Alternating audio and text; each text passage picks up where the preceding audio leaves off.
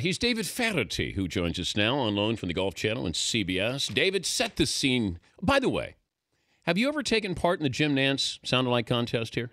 No, I haven't. I've taken part in the Sean Connery Sound-Alike. Not Jim Nance, no, I don't think so. Have you met James Bond, Sean Connery? I have. I've played golf with him in southern Spain, Pussy. And, well, it's one of those things that you never really forget. Okay, he strikes me as a serious golfer. He is, yes. Okay, if you were going to call one hole as Sean Connery, all right, so let's say you're calling the 12th at Augusta and Adam Scott is on the tee. Yes. Let's go out to Sean Connery. Sean?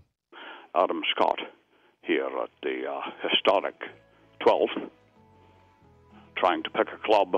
It's going to take him all day, apparently. And no, looks like Fred Couples is going to go first. And that's fat. There's one thing I can't stand, it's fat. And the water. So he'll be playing from the drop area and seems to be making a balls here of the 12th. Well, did you outplay Sean Connery when you played him in Spain? Well, yes. Yeah, I mean, I was at, the very peak of my professional career. How high was that peak? It was like one of Tiger's slumps. Yes. Yeah, well, by the way, the egg salad sandwich is the one to get here.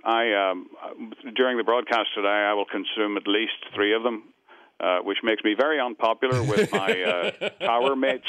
Yeah, it's close quarters up there, David. Think of others when you've had your egg sandwich. I could care less about them. Yes. If you were going to tell people one hole that they should watch, camp out at, what hole would it be? You know, my hole at 15 is always entertaining, but 14 is one of those forgotten holes. It's got the most extraordinary green, and you'll see players, quite often, there's 3, 4, there have been 5 putts that putted off the green. The second shots that look like they're going to go in the hole end up 70, 80 feet away. It's one of the most, I think it might be the most fascinating green on the golf course, with the exception, the fifth is, holes that people aren't so familiar with. The third hole is a short par 4 that has probably the hardest 90-yard shot in the world, unless you lay up at 15, in which you've got the hardest 90-yard shot in the world off the downslope. What's your best round there? Oh, I think I shot 69 in 92 in one of the rounds, where I made the cut, but I finished like 40th or something. Yeah, that's about it. But there's part of you that sort of plays down your career the way Bob Uecker did. You won 10 times as a pro, so it's not like you were some slug out there. No, I did. I won the Scottish Open, which is the oldest, trophy in professional golf. But it was peaks and valleys for me, and my valleys were the Mariana Trench. On my peaks were tournaments that, there are no majors involved. I concentrated on the minors. But, I played at the highest level. There's no question about that. But it was for very short periods of time. He's David Feherty from the Golf Channel CBS. Feherty continues its 4th season on Monday, April 28th at 10 Eastern, nominated for a Sports Emmy. David, we're in the same category.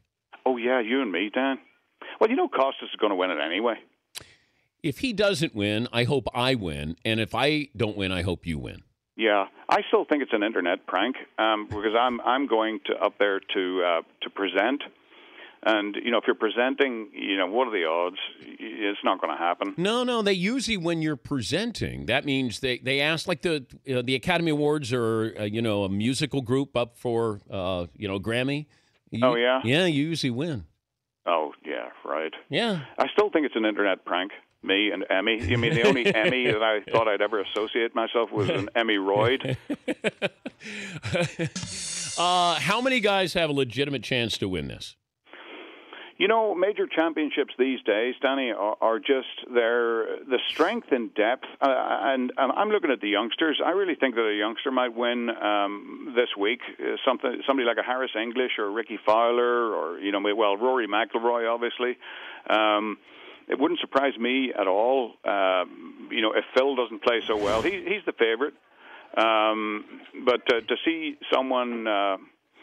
win that we're not so familiar with, because we're seeing that more and more often in major championships these days, simply because these players are that good, and majors are just much more difficult to win because of the strength. How about I said you could take everybody under the age of 28? I get everybody else. Would you take that bet? Yes, this week I'd take that, yeah. All right, we'll do that for lunch. All right. Yeah, you get everybody 28 and under, and I get everybody else there. You're on. How important is the topic of Tiger this week for CBS's coverage? Oh, it's very important. Any week that he's supposed to play and doesn't play, it's a big disappointment. He's been such a huge part of the Masters over the last 16, 17 years. But how do you approach it as a topic on Saturday and Sunday? Well, that's a good question. I hadn't even thought about that. I'm not sure that we do. The Masters is the Masters, and we've always tried to. Saturday's moving day, and traditionally, as people getting into position, and then we just tell the story on Sunday. And if he's not there, he's not part of the story. So, I don't know that we even broach the subject. To be honest with you, yeah, I think we curious. would in a regular tournament. No question about that. And also, when you see these guys, like Matt Kuchar has played extremely well, but he melted down the last couple of weeks, Valero and then at the Shell Open. What is it about? I always thought that golf allows you to think too much, and there's no movement there. Crowd has to be quiet. Would it help guys' nerves if there was noise? You could cheer like we're at a football, baseball, any other sporting event. I think if it was a constant thing, like you get at a baseball game or a football game where there's a constant, at least background noise, yeah, it certainly wouldn't hurt. But if it's silence, interrupted by the occasional moron, as sometimes you get in tennis, that's I don't think that's going to help at all. Yeah, I'm just wondering how golfers would react if there was, because it's quiet and all you do is sit there and stare at that ball. Yeah, I know. And it stares back at you. I know it does. Insolently. I know you're busy. Thanks, as always, for joining us, David. Hey, thanks for having me on, Dan. All right, buddy. I'll see you at the Emmys. All right. David Feherty from CBS, the Golf Channel analyst.